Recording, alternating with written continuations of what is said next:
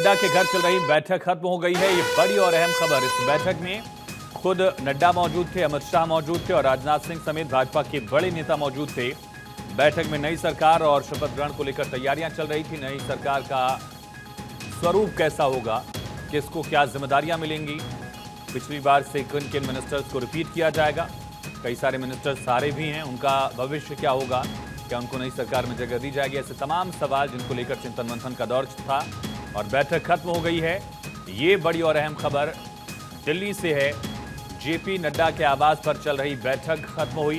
इस बैठक में नड्डा, शाह, राजनाथ समेत बीजेपी के दिग्गज नेता मौजूद थे और कई पहलुओं को लेकर चर्चा की गई है।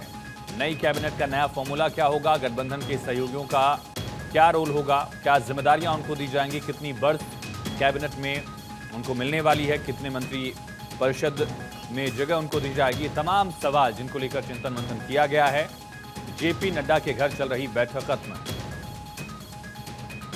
करीब 2.5 घंटे चली बीजेपी के राष्ट्रीय अध्यक्ष जेपी नड्डा के घर पर यह बैठक और बैठक खत्म हो गई है। कुछ ही वक्त में यहां से अमित शाह और राजनाथ सिंह रवाना हो सकते हैं, लेकिन ये तमाम बड़े नेता जो लगातार दिल्ली में ही कैंप किए हुए हैं और बैठकों का सिलसिला नतीजों के दिन से ही, दोपहर से ही उस रोज लगातार दिख रहा है। ये बड़ी और अहम खबर। करीब 2.5 घंटे तक चली जेपी नड्डा के आवास पर बैठक अब खत्म हो गई है।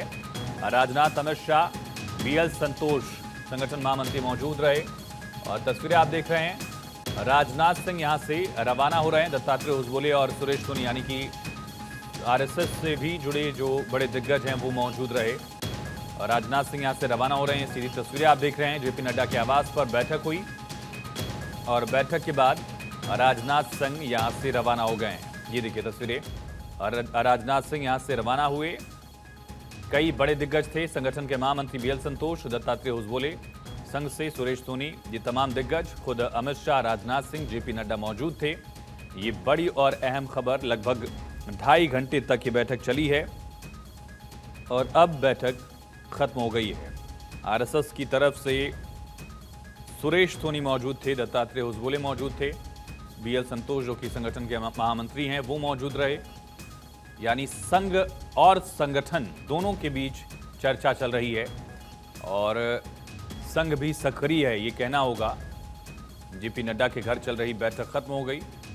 पॉलिटिकल एडिटर अदिति नागर हमारे साथ लाइव कनेक्ट हैं। अदिति, संघ के भी 2 दिग्गज इस बैठक में मौजूद रहे, क्या निष्कर्ष निकला, क्या रणनीति बनी?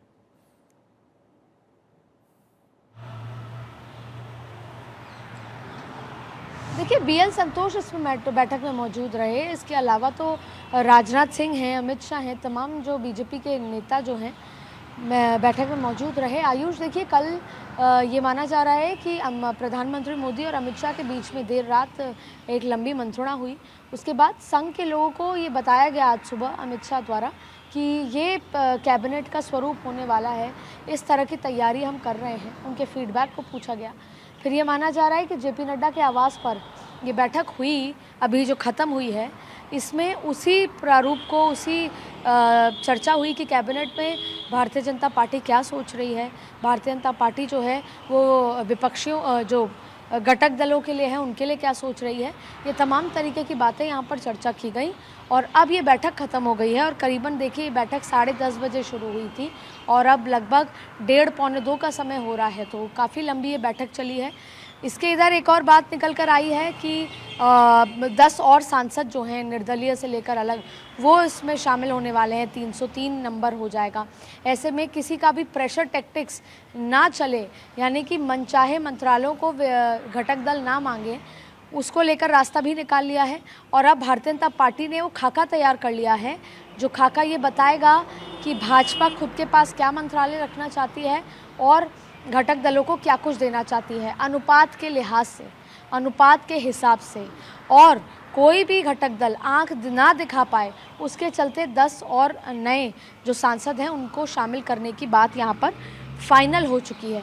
ऐसी स्थिति में भारतीय जनता पार्टी जो हमेशा हर एक रणनीति और अपनी ज़मीन को मजबूत रखती है, वो होता हुआ नज़र यहाँ पर आ रहा है।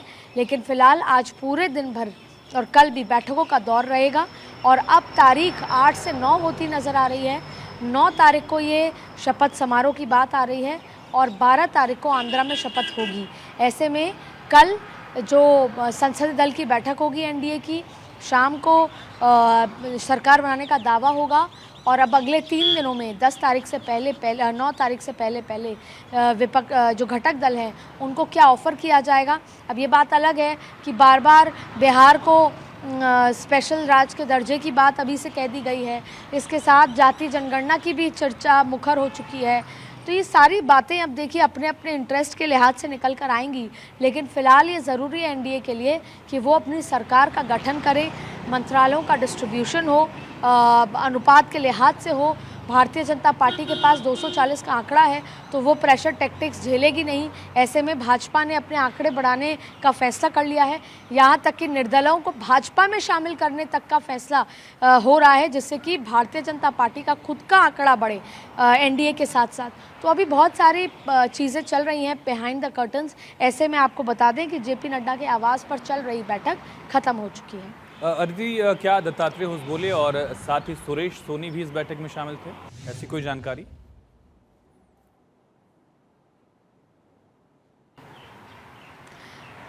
देखिए, भारतीय जनता पार्टी की तरफ से ये बात मना की जा रही है कि संघ के कोई भी दिग्गज इसमें बैठक में मौजूद नहीं थे, और जब हमने बाहर गाड़ियों को बाहर निकलते देखा तो भी किसी ऐसी कोई तस्वीर को नहीं देखा।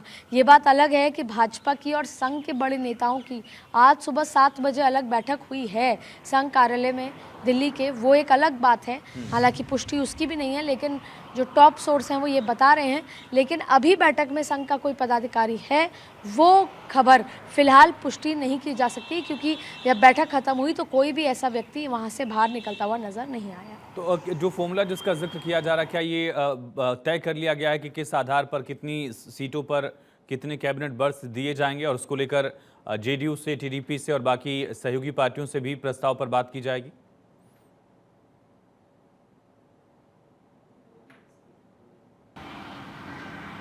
देखिए, मैं आपको ये बता देती हूँ कि मनचाहे मंत्रालयों को लेकर सहयोगियों का दबाव का रास्ता बीजेपी ने निकाला है। इस बार सहयोगी दलों का बहुत इम्पोर्टेंस है, ये बात सही है, लेकिन जैसे टीडीपी, जेडीयू, शिवसेना और एलजेपी ये बहुत महत्वपूर्ण है, और ये चारों पार्टियां मिला के 40 सांसद बनाते हैं। और ऐसे में टीडीपी और जेडीयू अपने लिए मनपसंद मंत्रालय चाहती हैं, यहाँ तक कि ये चारों सांसद पर एक एक मंत्री की मांग भी है। और आपको बता दें, हर 4 सांसद पर एक मंत्री की मांग है। ये एक बहुत महत्वपूर्ण फॉर्मूला है जो घटक दलों की तरफ से आया है कि तो ऐसी स्थिति में आप देखिए, टीडीपी के पास 16 है तो वो 4 मंत्री मांग कर रहा है, जेडीयू के पास 12 है तो वो 3 मांग कर रहा है, शिवसेना के पास 7 है, चिराग पासवान के पास 5 है तो वो 2-2 मंत्रालय की मांग कर रहा है। ऐसी स्थिति में तो सारे मंत्रालय अगर इन्हीं के पास चले जाते हैं, और फिर मंत्रालय होंगे तो कौन से बड़े मंत्रालय, भारतीय जनता पार्टी रिफॉर्म्स वाले मंत्रालय को नहीं देना चाहती। ऐसी स्थिति में जेडीयू के पास पहले से ही राज्यसभा डिप्टी चेयरमैन का पद है, और ज़्यादा जोर देने पर अगर बात करें तो अगर स्पीकर की पोस्ट भी मांगी जा रही है, जिसके लिए बीजेपी तैयार नहीं है टीडीपी की तरफ से, तो पिछली बार तो सांकेतिक प्रतिनिधित्व था पिछले 2 बार से, लेकिन इस बार ऐसा होता नहीं होगा। अब जाहिर तौर पर उनका प्रेशर होगा, लेकिन उसको डाइल्यूट करने के लिए 10 नए सांसदों को भाजपा के साथ या एनडीए के साथ जोड़ने का फॉर्मूला बीजेपी ने तैयार कर लिया है, जिससे कि ये फॉर्मूला कि हर 4 सांसद पे एक कैबिनेट हो, ये संभव नहीं हो सकता। तो फिलहाल जोड़ तोड़ और फॉर्मूले की राजनीति को पकाया जा रहा है, तैयार किया जा रहा है। तमाम जानकारी के लिए अदिति बहुत शुक्रिया। लगभग 2.5 घंटे तक बैठक चली। बैठक खत्म हुई, कई पहलुओं पर चर्चा हुई।